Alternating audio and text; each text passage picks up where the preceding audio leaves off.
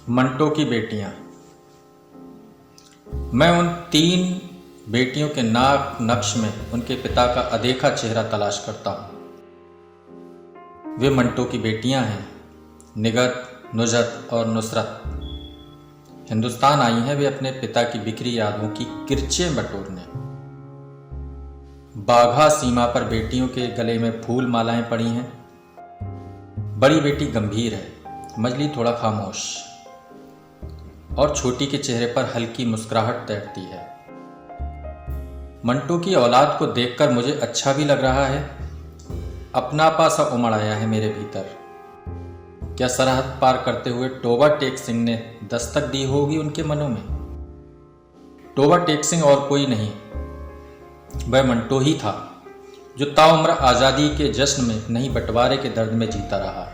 मैं इस वक्त उन 3 जोड़ा आंखों की कोरों में बंटवारे का दर्द देखना चाहता हूं। क्या मंटो की बेटियों के गालों पर मंटो की उंगलियों के निशान हैं?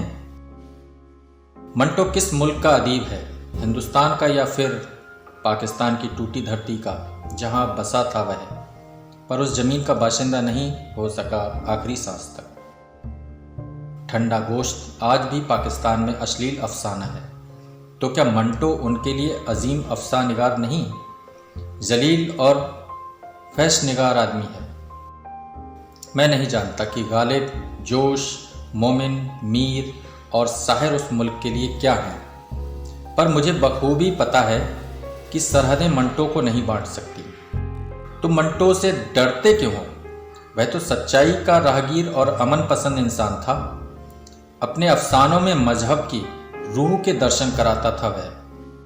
अपनी कलम से आदमी के भीतर छिपे इंसान को सामने लाने के लिए मुश्किल काम को अंजाम देता रहा हर पल।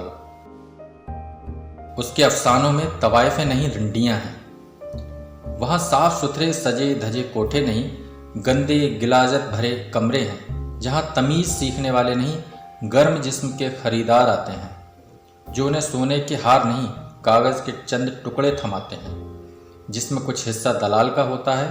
मंटो ने कौन सा गुनाह किया?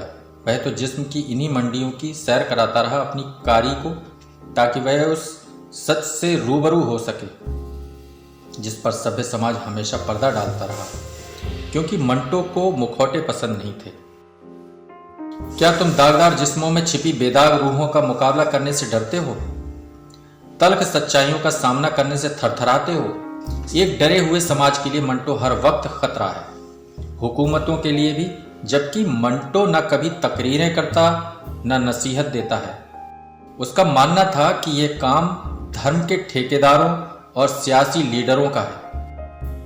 मैं हिसाब नहीं लगा पाता कि मंटो की बेटियों की उम्र आज़ादी जितनी है या बंटवारे के सालों के बराबर। मंटो के अफसानों की जिंदगी भी तो तकरीबन उतनी ही होगी।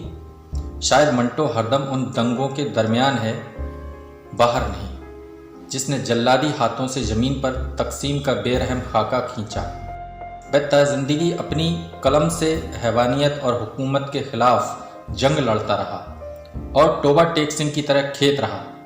मंटो की बेटियों, कहाँ है तुम्हारा पिता? जन्नत में या दोजख में? पर वह जहां भी होगा, जिंदगी को ढप से बनाने के लिए रच रहा होगा कोई नया ऐसा अफसाना जो नाकाबिले बर्दाश्त होगा। उन खुदाओं के लिए भी जिन्होंने मौत के बाद भी उसकी रूह को कैद कर रखा है। लेकिन मंटो की रूह किसी बंदिश में नहीं रह सकती, न लाचार होकर। यह उसकी रूह ही तो है जो आज भी धर्म गुरुओं और हुक्मरानों के लिए डरावनी शक्ल बनकर खड़ी हुई है।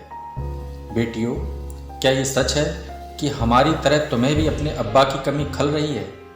मैं मंटो के नाम एक खत लिखना चाहता हूँ, यह कि इधर के दरियाओं से जो पानी उस मुल्क को जाता है, उसका रंग दोनों तरफ अभी भी आदमियत की खून से सुर्ख है, जिसमें तुम्हारे अफसाने बहे चले जा रहे हैं और मैं टुक देखने के सिवा कुछ नहीं कर सकता।